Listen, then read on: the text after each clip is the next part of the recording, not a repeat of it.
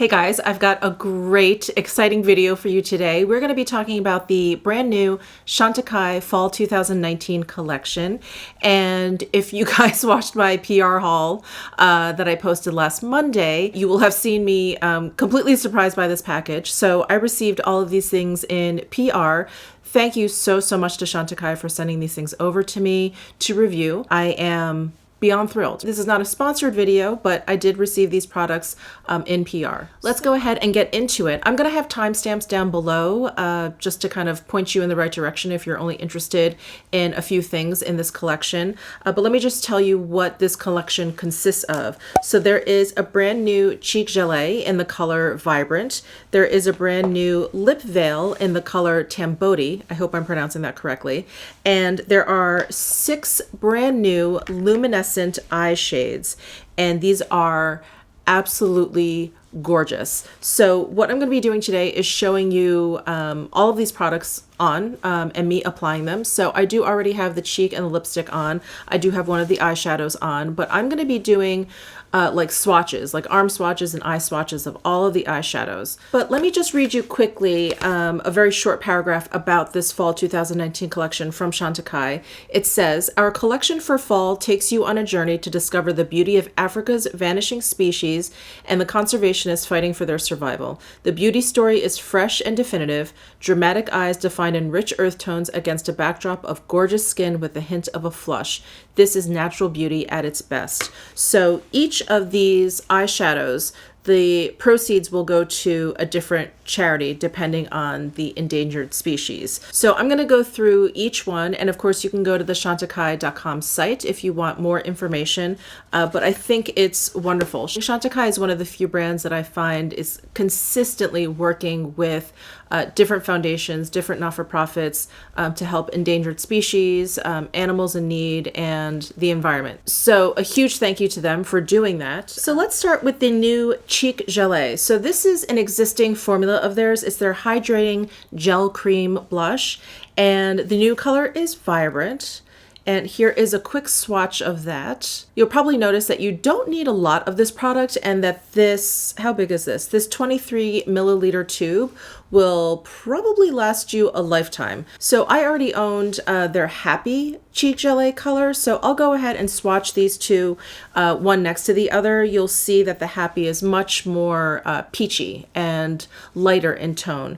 The Vibrant color is described by CHANTECAILLE as a flirty raspberry. I don't find it to be quite as like purpley as I feel like raspberry has. It kind of has that kind of like purpley undertone. I find this Vibrant to be kind of in between like a strawberry and a raspberry. It has just a lot of red in it, and I find the tone to be a little bit more neutral than cool leaning, which is what I think of raspberry. So I have just the littlest bit of it on my cheeks, and you can see that it's completely like awoken my appearance. It's completely like brightened my entire face, and I just absolutely love it. And I think it's perfect for these eyeshadows, which is what we'll get into in just a minute. But I do want to mention that I applied this over some loose powder and some bronzer I have. And of course, everything that I have on my face and all the information on this stuff will be down below in my description box. But I wanted to mention that when I first started using cream and liquid products, I would put it down before powdering. I always made sure of it, and if I powdered and forgot, then I wouldn't use it. But I started applying cream and liquid products over my loose powder, mainly because I kept forgetting to use my cream products before I powdered. So I was like, forget it, let me just throw it on over. And I find that to be now my application of choice. I really like having that powder base. I guess it's like putting powder down before you actually put foundation down. It actually helps like keep the cream product in place, and it also helps with the longevity. I've never really had problems with these cheek Gelees. They set down nicely, not fully to like a powder finish, but they do set down, and I find that they stay very vibrant and they don't move all day. But when I have the powder down first, I feel like I'm able to maintain the color and the pigmentation of the cream product. You know, if I were to put a powder, even if it's translucent, it sort of like dulls the coloring down, and I really do enjoy like a nice bright blush. So I've really been enjoying using these over loose powder, and I really love the formula of these. They go on smoothly, they blend beautifully, they last all day. You don't need a ton at all. They're so pigmented. And in fact, another application tip I have for you is not to just squeeze this out onto your fingertip and go.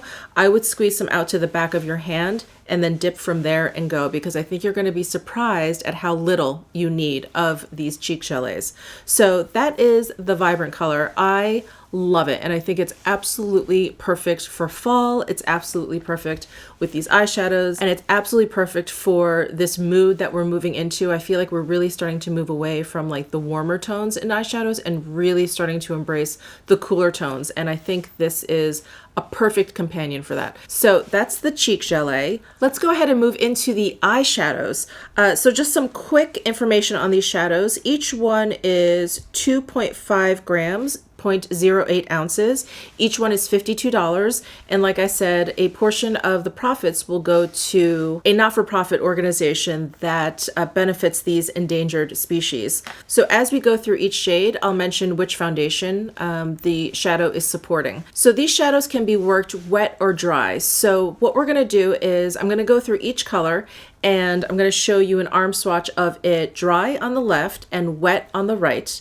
And then we're also going to be doing an eye swatch, one of each. So on my right eye, I will have the dry swatch. And on the left eye, I will have the wet swatch. And then when we're done with all the swatches and everything, I'll go ahead and tell you my thoughts on these shadows. So first up, we have Cheetah, and this is described as a warm champagne. It's stunning. It has these really fine, kind of sparkly micro glitters in there. It's warm champagne is the perfect description for it. And it just goes on so beautifully. And the organization that the Cheetah eyeshadow supports is the Cheetah Conservation Fund. Next up we have Lion, and this is described as a golden copper. And here are my arm swatches. Again, dry on the left, wet on the right. And then here are my eye swatches. We've got the dry on my right eye and the wet on my left eye. And the organization that this shadow supports is the Lion Guardians. Next up we have Rhinoceros, and this is described as a sophisticated olive.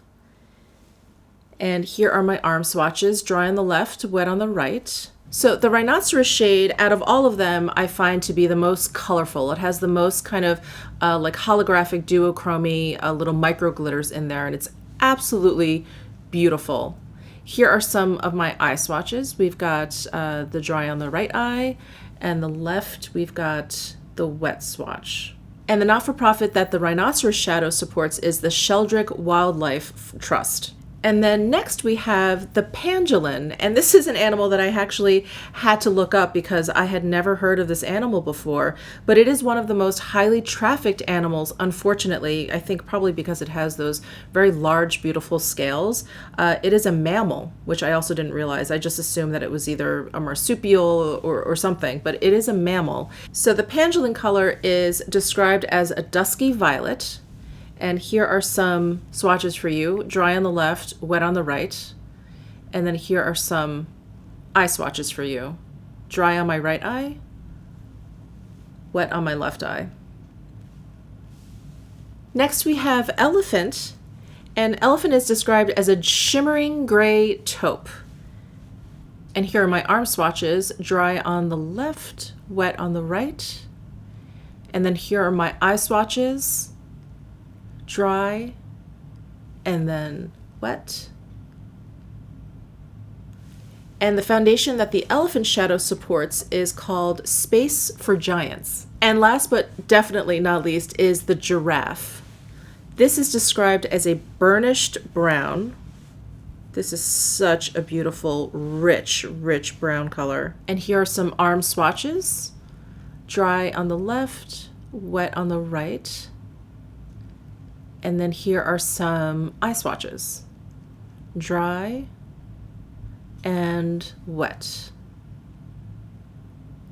And the organization that the Giraffe supports is the Giraffe Conservation Foundation. All right, so just a quick review on these shadows. I've been playing with them for a couple of days, so not too long, and I just want to share my experiences with you. So I've applied all of them, as you guys saw, And the one color that I love and I'm wearing today is Rhinoceros. And I mentioned that that has the most kind of like shifty colorfulness to it. And I absolutely love it, but it does give you a little bit of fallout when you apply them dry. So I have them on my eyes dry at the moment. So that one I find has the most fallout out of all 6. And that's not to say that there's a lot of fallout. There's just a little bit. There's a little bit of those micro glitters. And if that really bugs you, then I would recommend doing your eyeshadow before your foundation, or put a bunch of loose powder down there that you can kind of like sweep away. But I did want to mention that. Hey guys, editing Michelle here. I just wanted to hop on here because I've been using the eyeshadows a little bit more, and I just wanted to mention that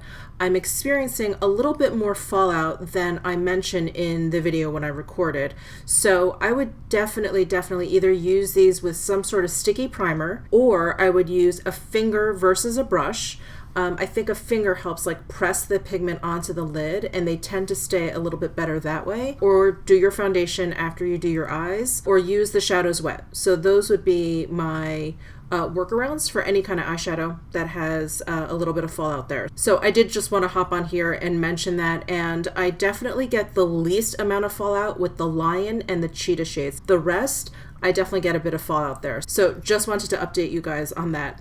In terms of longevity, I wore one color yesterday for about 5 hours. So that's not the greatest wear test, but it's a decent amount of time. And I wore the elephant color yesterday. There was no extra fallout. You know, like I mentioned, there was like the little bits in the beginning, which I kind of swept away.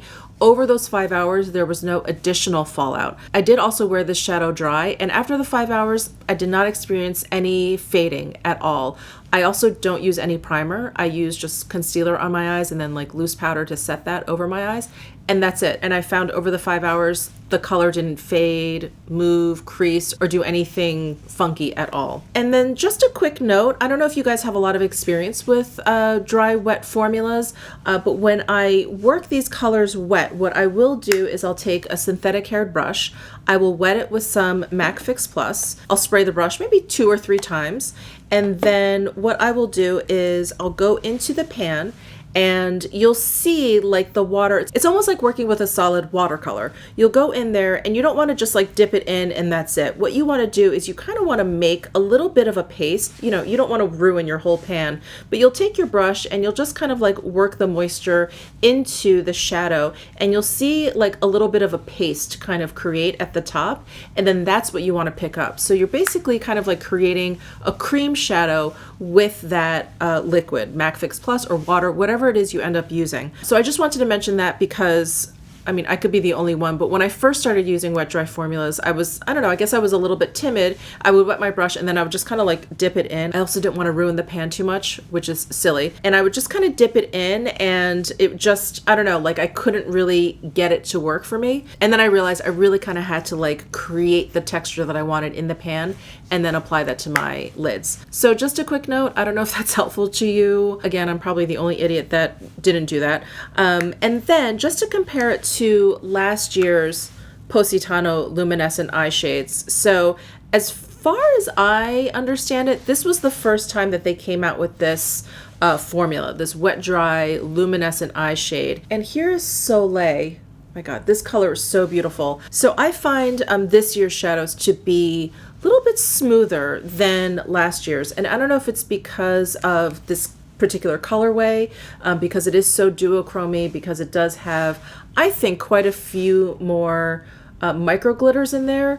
These shadows seem just a hint more textured, and these seem a little bit smoother. So if you have any experience with last year's Positano eyeshadows, that would be my comparison, that this year's are a little bit smoother on the lid. So one last comment about these shadows before we move on to the lip veil is I find all of the shades to be wonderful, like single eyeshadow looks. Like I only have Rhinoceros on and I feel like it blends itself. I feel like it transitions itself. There's enough interest there in the actual formula and the color to kind of give it a little bit of depth, just because it kind of like reflects flex a little bit.